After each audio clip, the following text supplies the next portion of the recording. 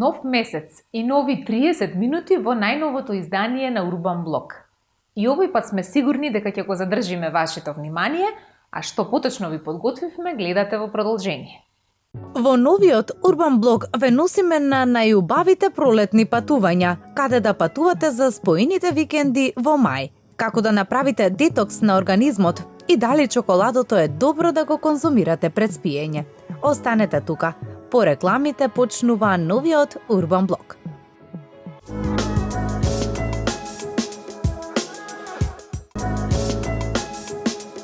Мај е еден од најубавите месеци за патување, бидејќи нуди совршен баланс на пријатни температури и расцветана природа. Нашите предлог патувања во мај ги гледате во продолжение. Мај е идеалната помеѓу сезона од годината кога е доволно топло за да се опушти телото и доволно смирено за да се ресетира умот. А додека го планираме нашиот годишен одмор, не занемаруваме кратко пролетно патување. Продолжените викенди во мај и во овој период од годината не се само бегство, тие се мал ритуал на обнова. Ако избирате мудро, можете да добиете естетика, побавно темпо и тоа ретко чувство дека не сте дел од туристичка толпа, туку град што живее сам за себе. Ова се хит дестинациите за пролетни патувања во 2026 година. Љубљана – зелена терапија на умот. Љубљана е град кој функционира како блага детоксикација, без стрес од големите метрополи, со многу зеленило и ритам кој природно ве забавува. Кафето на сонце и тишината во паркот ти воли изгледаат речиси медитативни, а мај е идеален месец за посета на овој град, бидејќи природата е во полн растут, а градот се уште е прегреан од туризмот. Љубљана ја намалува моменталната бучава, го поттикнува движењето и пристојот надвор. Таа е идеална дестинација за пролетно патување. Темишвар – рамнотежа помеѓу енергијата и мирот. Темишвар ја има таа ретка комбинација. Доволно содржини за да ве инспирира, но без притисокот да мора да видите се. Широките плоштади, пастелните фасади и лесното темпо го прават идеален за викенд што ги полни батериите. Темишвар е идеален за пролетно патување, град совршен за долги прошетки и спонтани откритија, што го враќа чувството на леснотија и спонтанност. Град, дизајн, храна и добро чувство. Град се тивок, но значаен. Естетиката не е наметната тука, таа е дел од секојдневниот живот.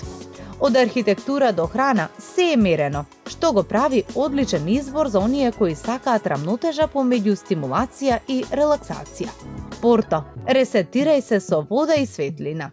Порто ја има таа сурова, автентична енергија што не исцрпува, туку ги полни батериите. Близината до океанот, ридовите и променливата светлина во текот на денот го прават идеален за емоционално ресетирање. А во мај температурите се доволно топли за уживање и без премногу туристи. И за крај, Братислава. Едноставноста што задоволува. Може да изгледа скромна, но токму тоа е нејзиниот шарм.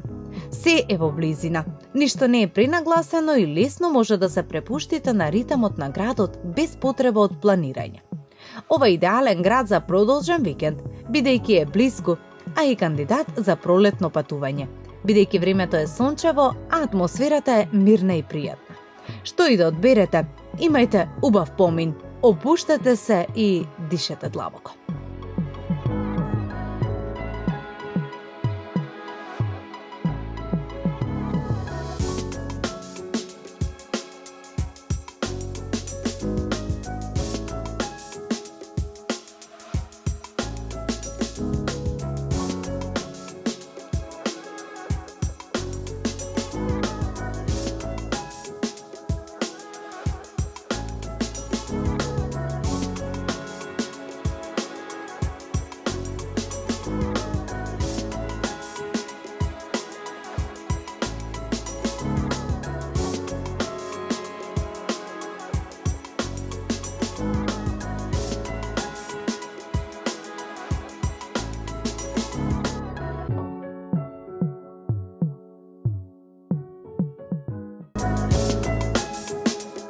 Постои верување дека чоколадото содржи магнезиум, кој е клучен за опуштање на мускулите.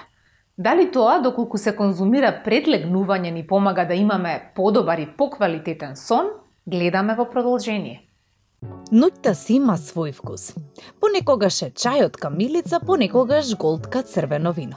А понекогаш речиси на работ и со чувство на вина чоколадо пред спиење, кое се топи побавно отколку што мислите успеваат да се смират. Во тој момент помеѓу последните минути на Инстаграм и првиот бран на сон се поставува прашањето кое звучи како мал луксус. Дали чоколадото пред спиење го саботира сонот или парадоксално го повикува? Одговорот го имате во продолжение. Дали чоколадото пред спиење е добра идеја? Чоколадото од секогаш била двосмислена хероина од нашето секојдневие. Во исто време и удобност и искушение, ритуал и импулс. Во вечерните часови тоа добива речиси кинематографска димензија. Тишината на станот, пригушената светлина и тој мал темен квадрат што ветува момент на задоволство. Но за тоа сензуално искуство се крие хемија на која и е многу грижа за естетиката. На прв поглед одговорот изгледа едноставен. Чоколадото содржи кофеин, а кофеинот, како што знаеме, го нарушува сонот. Сепак, реалноста е посуптилна. На крајот на краиштата, како и повеќето добри приказни. Количината на кофеин во чоколадото, особено млечното, е далеку помала отколку во кафето. Темното чоколадо, особено она со висок процент на какао, содржи малку повеќе кофеин, но сепак во количини што ретко можат да предизвикаат вистинска несоница. Освен ако не сте исклучително чувствителни. Ритуал на затварање на денот. Тука сепак на сцената стапува теоброминот, помалку познат, но не и незначителен алкалоид од какаото. Не делува толку силно како кофеинот, но има благо стимулирачки ефект што може да ја продолжи будноста, да го забрза чукањето на срцето и малку и умот да остане буден подолго отколку што вие би сакали. Не е драматичен ефект, туку повеќе како шепот што ја одложува тишината. Сепак не е се во хемијата. Постои друга страна на оваа приказна. Онаа што не се мери во милиграми, туку со чувство. Чоколадото, особено високо квалитетното темно чоколадо, е богато со магнезиум, минерал кој придонесува за опуштање на мускулите и нервниот систем. Исто така влијае на ослободувањето на серотонин, хормонот на среќа, кој е претходник на мелатонинот, клучен регулатор на спиењето. Во оваа смисла, мала количина чоколадо пред спиење може да действува како нежен вовед во спиењето, речиси како ритуал за затварање на денот. Количината е клучна, но клучот е токму во тоа, мала количина. Една или две коцки можат да бидат сојузник на вечерниот мир, додека половина од таблата лесно станува негов непријател. Прејадувањето, особено пред спиење, го оптоварува дигестивниот систем и му испраќа на телото сигнал дека се уште не е време за одмор. Наместо нежно да заспие, телото станува ангажирано, речиси будно во секоја внатрешна активност. Постои психолошки аспект кој често се занемарува. Ке признаете и самите, вечерниот мир стана луксус, а мал ритуал како чоколадо може да има смирувачки ефект што оди подалеку од неговите состојки. Тоа е еден момент на грижа за себе, сигнал дека денот е завршен. Во овој контекст чоколадото не делува како стимуланс, туку како символ на завршување на ден. Мал сладок крај. Па дали чоколадо пред спиење? Да, но како и во многу прашања од современиот живот, одговорот лежи некаде помеѓу. Чоколадото пред спиење не е ниту чудотворен еликсир на спиењето, ниту пак негов непријател. Тој е софистициран актер чиј ефект зависи од количината, видот и најмногу од се, од нас самите. Ако сте личност која реагира дури и на најмала доза кофеин, може би е подобро да го префрлите вашиот вечерен ритуал на нешто поинакво, помалку експериментално. Ако од друга страна најдете смиреност во чоколадото, мала доза може да биде токму она што ви треба. На крајот на криштата, прашањето не е само што да јадеме пред спиење, туку и како ги живееме часовите што му претходат на ова. Чоколадото може да биде дел од таа нарација, но никогаш нејзина суштина. Сонот не доаѓа од една храна, туку од ритамот што го создаваме во текот на денот. И понекогаш во тој ритам има место за една совршена котска темнина.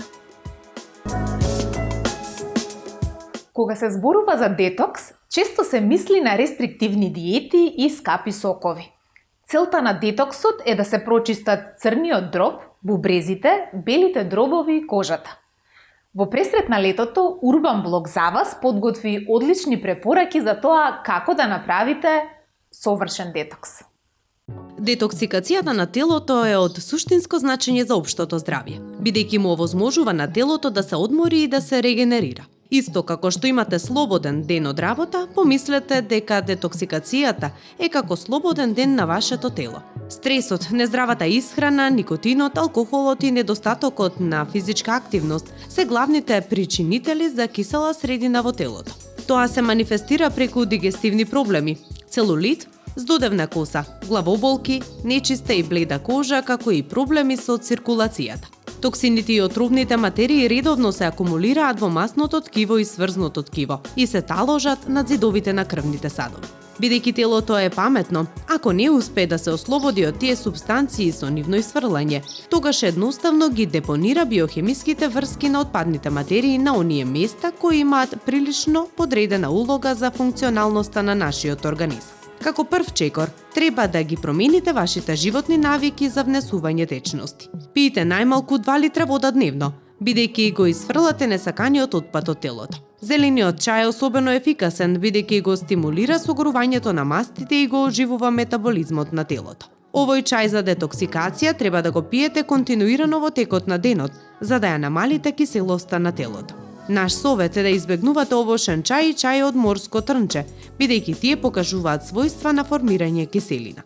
Како што рековме, организмот е исклучително сложена машина која феноменално добро се чисти. Сега кога ги знаеме видовите на токсини на кои нашето тело е изложено на редовна основа, ајде да се нурнеме во тоа како телото се ослободува од нив. Ти си тоа што го јадеш, вели старата поговорка. Многу намирници кои се богати со витамини и антиоксиданси можат да помогнат во природната способност на вашето тело да се чисти и детоксифицира. Не само што овие намирници можат да му помогнат на вашето тело да ги елиминира токсините, туку ги обезбедуваат хранливите материи кои ви се потребни за здрав, среќен и исполнет живот.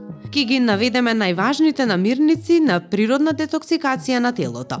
Лимоните и другите цитрусни овошја се главен дел од многу диети за детоксикација, и тоа со добра причина. Прво, лимоните се богати со витамин С и антиоксиданси, кои се одлични за кожата и се борат против слободните радикали, предизвикувачи на многу болести. Ако премногу масна храна или алкохол предизвикале проблеми за вашиот дигестивен систем, додадете малку ѓумбир во вашата исхрана. Ѓумбирот не само што е одличен за намалување на гадењето, туку може да помогне во подобрување на варењето, како и намалување на надоеноста и гасовите. Покрај тоа, ѓумбирот е богат со антиоксиданси и е добар за зајакнување на имунолошкиот систем. Бидејќи ѓумбирот не е многу вкусен сам по себе, обидете се да го додадете во чај или свеж сок од овошје и зеленчук. Лукот одамна е познат по своите придобивки за срцето, но овој зеленчук е добар и за детоксикација на телото. Заедно со кромидот, додавањето на листови од артичок во вашите оброци е одличен начин да останете здрави и да го исчистите телото од токсини. Артичоките се преполни со антиоксиданси и влакна и исто така може да му помогнат на телото да ја вари мрсната храна. Зеленото овошје и зеленчук, како што се зелка, брокула и блитва, се одлични борци за чистење на организмот. Природната детоксикација на телото и слабење се тесно поврзани, а заедно му ја обезбедуваат потребната рамнотежа на телото за непречено функционирање. Исхраната не е единствениот превентивен фактор. Мора да се земат предвид и други фактори како што се генетика, стрес и ментална стимулација. Јадењето на оваа храна за мозокот заедно со редовен сон, управување со стресот и вклучување во ментална стимулација, како што се решавање на загадки или учење нов јазик, може да биде дел од одржувањето на одличното ментално здравје. Јадете оваа врвна храна за мозокот која потенцијално ја подобрува меморијата. А што се е на листата на оваа храна? Дознаваме во продолжение. За почеток, јаткасти плодови и семки од сончоглед. Јаткастите плодови, како што се оревите, бадемите и кикириките, како и семките од сончоглед и тиква, се храна за мозокот со висока содржина на протеини и омега масни киселини. Протеинот е втората по големина супстанција во мозокот, по водата, па затоа е важно мозокот да се храни со храна богата со протеини. Протеините им помагаат на невроните во мозокот да комуницираат едни со други, користејќи невротрансмитери составени од аминокиселини. Аминокиселините се наоѓаат и во протеините, а да не зборуваме дека се богати со омега-3 и 6 масни киселини. Ова се есенцијални масти кои нашето тело не ги произведува, но мораме да ги конзумираме.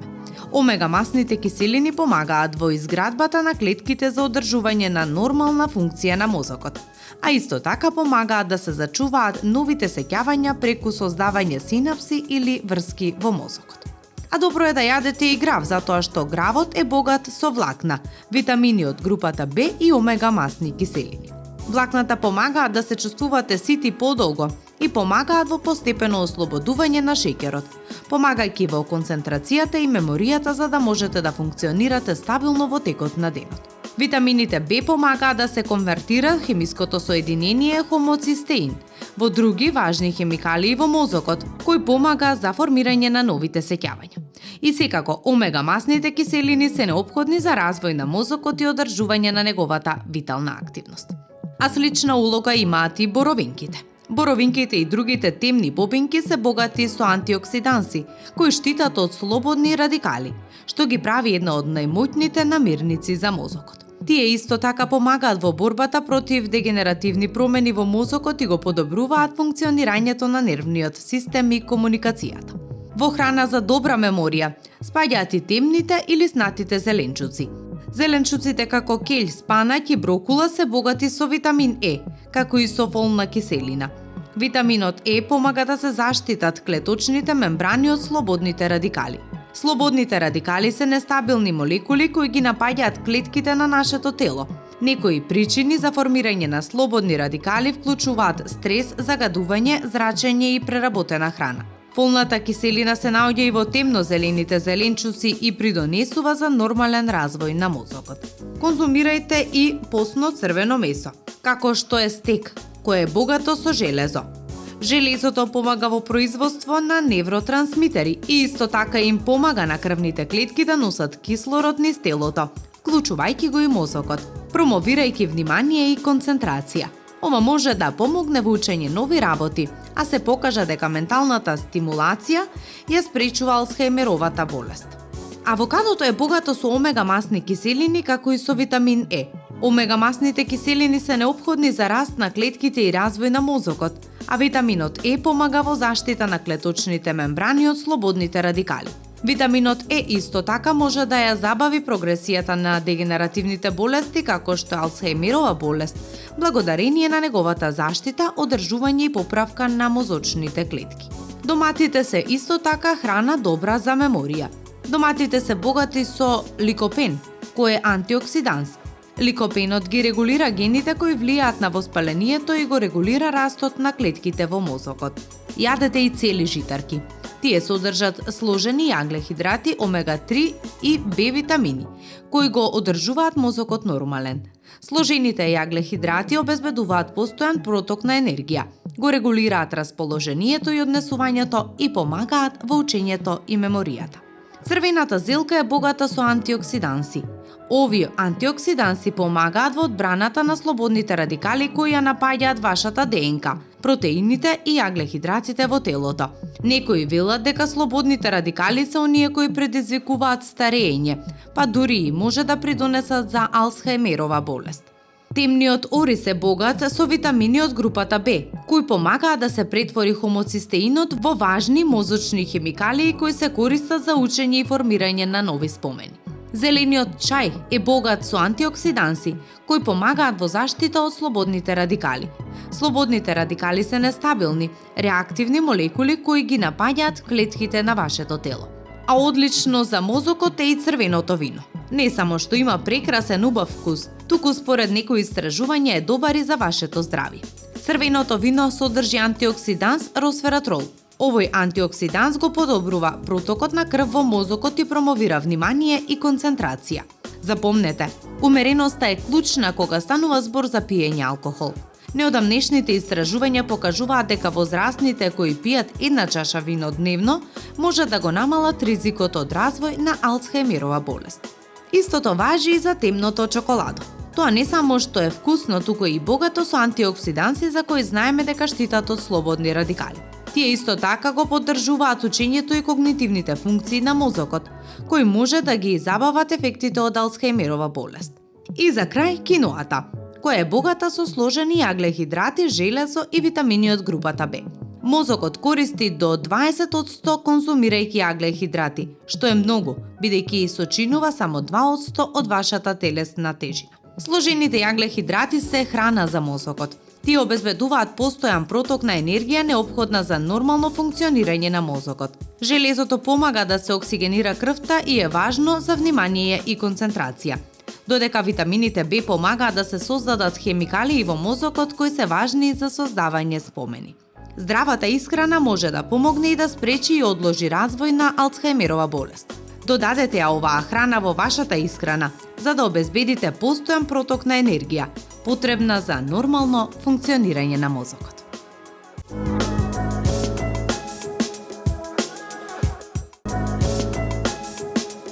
Тоа беше се за денешното издание на вашиот омилен урбан блог. Со нови интересни содржини ви закажуваме средба за точно 7 дена. До тогаш, живете урбано и со стил, бидејќи животот нема реприза. Довидување.